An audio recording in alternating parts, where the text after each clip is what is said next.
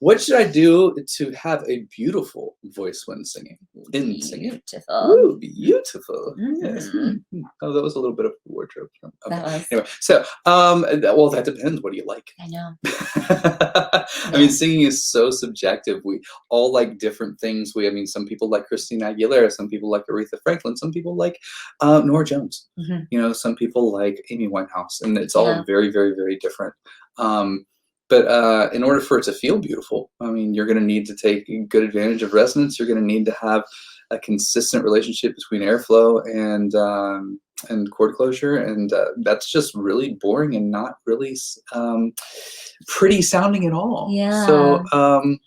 It's a balance. It's a yeah, balance between, again, resonance, opening your mouth, making sure you got a lot of space in there, keeping your airflow consistent, but also feeling exactly what you're singing.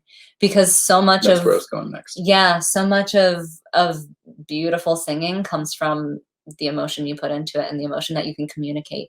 No, for sure. I So, I mean, that's mean, music is emotion that you can hear.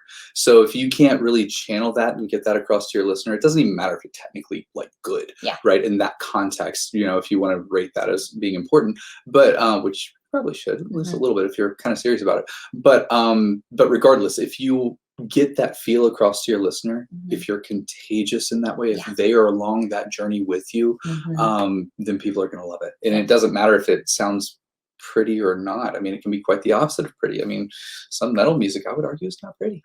It's the opposite of pretty. Yeah. But some people really like it. That's true. Yeah.